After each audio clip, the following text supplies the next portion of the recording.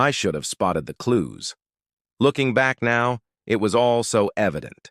The extra-long phone calls Olivia always took in the other room, the quiet whispers between her and her two best pals, Maya and Rachel.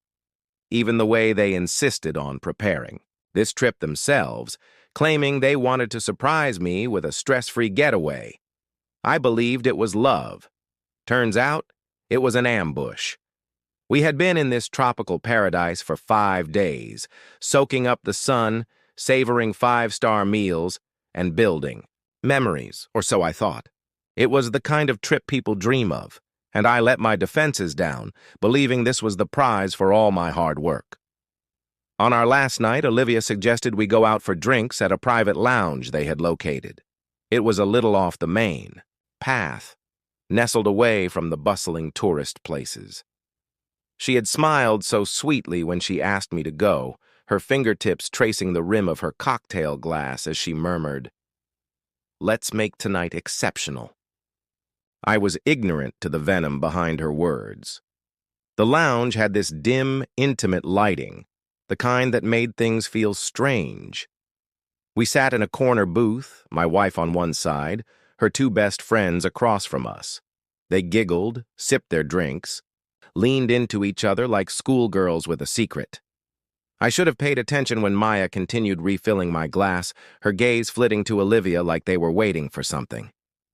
I should have questioned why Rachel was so insistent that I try the foreign whiskey, stating, "Come on, James, just one more, it's your last night here." I recall taking a sip, the burn of the booze pleasant, yet heavier than usual. A gradual haze settled over me, my vision fading at the corners. My limbs felt weighted, my thoughts sluggish. I attempted to talk, but my tongue wouldn't cooperate. That's when Olivia leaned in near, her breath warm against my ear, and said, "Endure this, genius." Then everything went black. I don't know how long I was out. When I woke up, I was stretched, across a stained motel mattress, my body feeling like I had been hit by a truck. The first thing I noticed was the stench, stale beer, perspiration, something unpleasant hanging in the air. It took me a few seconds to realize I wasn't in our fancy hotel suite any longer. Panic set in when I sat up too soon, the world spinning furiously around me. My mouth was dry, my head pounding. My hand immediately went to my pocket for my phone, but there was nothing. My wallet? Gone. My watch? Gone. I patted my jacket, my jeans, every inch of fabric on me, yet the truth came.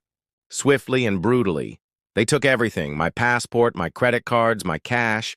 They stripped me down to nothing and left me here like discarded trash. And then, the final knife to the gut.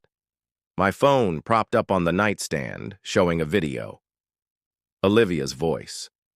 She was in the front seat of a car, laughing, her sunglasses, perched on her head as if this was just another fun girl's trip. Maya was driving, Rachel in the back seat, both of them cackling like hyenas. "Hey, babe," Olivia cooed, her face filling the screen. "By the time you see this, we'll be long gone. Hope you enjoy your stay. Oh, and don't worry about the hotel. Bill, they'll be looking for you shortly." Maya leaned in, beaming. "Maxed out all your cards, James. You're officially broke. Have fun figuring this out." And Rachel, with that smug little sneer, delivered the ultimate blow. Surviving this. Brilliance. Suddenly, the screen went black. For a long moment, I just sat there, staring at my own reflection in the damaged motel, mirror across the room. I looked like a man who had just been buried alive and fought his way out of the ground. I felt a familiar burn grow in my chest. Not terror, not fear. Wrath. They believed this was the end of me. They thought I'd curl up and accept my fate. They were dead wrong. I forced myself to take calm, deep breaths, pushing the rage away. Anger wouldn't help me out of this. I needed to think. First, I examined the nightstand drawers, the bathroom, even under the bed. Nothing useful. The hotel room was as cheap as they came. No minibar, no phone, not even a pen and notepad. I stumbled to the window, staring out at the unknown streets below. This wasn't the tourist district anymore. This was the side of paradise they didn't include in the brochures, the part where folks like me ended up if they weren't careful. I needed to get out of here, but I had no money, no ID, and no way to call for aid. The receptionist downstairs would identify me, and without paying for the room, I'd have to sneak out. If they caught me, I'd be dealing with local officials, and that was the last thing I needed. I walked to the door, laying my ear to it. Stillness. I took a cautious breath and pulled the knob. It creaked open. The hallway was dimly illuminated, the carpet worn and peeling at the sides. My feet moved on instinct, careful, silent. I got to the stairway without running into anybody. One step at a time, my pulse roaring in my ears, I slipped down to the lobby. The receptionist was an older man, half sleeping behind the desk, a small radio playing gentle, scratchy music. A single security camera hung above him, its red light, blinking. I couldn't afford to be noticed. I timed it properly. I waited until a guest walked in, distracting the receptionist just enough for me to sneak past the counter and out the front door. The warm night air hit me like a slap, but I didn't stop moving.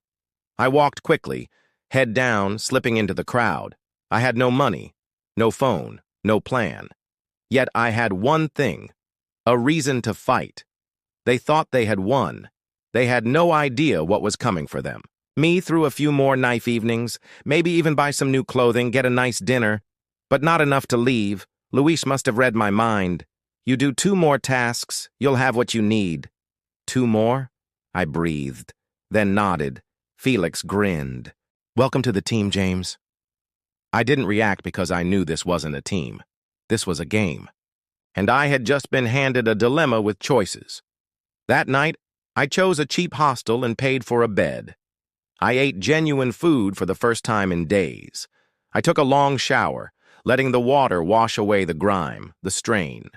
And then, sitting on the uncomfortable mattress, staring at the shattered ceiling, the weight of it all hit me. I had 2 choices. Stay in this life a bit longer, grab my false passport, and depart. Or take down the ones who did this to me before I leave. Because Olivia, Maya, and Rachel, they thought I was dead. They believed I was suffering, stuck, shattered. They thought I'd never find a way back, but they were mistaken. Because I wasn't merely going to survive, I was going to make them pay. And when I was done, I'd be the one laughing. The money from the first job got me through another couple of days, but survival wasn't enough. Every minute spent here was a reminder of what Olivia and her so-called friends had done to me. My rage had cooled into something sharper, something more risky. I wasn't simply trying to get home anymore. I was prepared for battle. But first, I had to finish what I started. Luis made it obvious. I had 2 more jobs before I'd have enough for my bogus passport and a ticket out.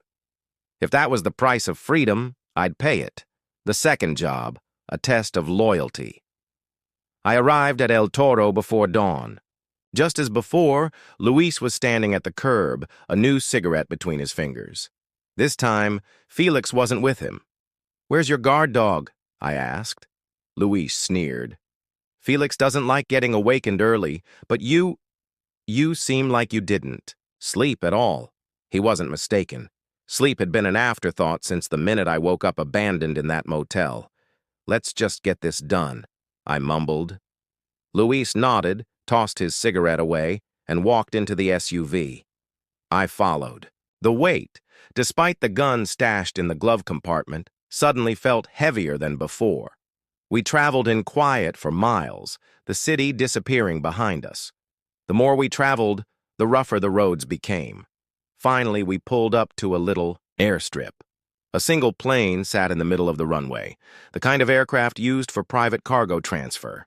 A group of men stood around it, involved in a conversation too far away for me to hear. Luis killed the engine.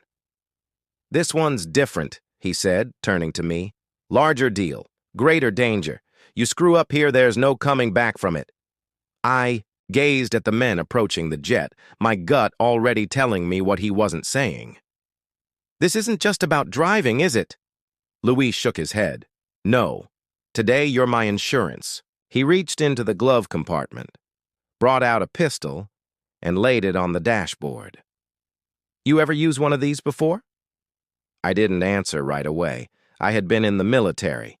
I had handled guns. But I wasn't the kind of man who resorted to violence without reason.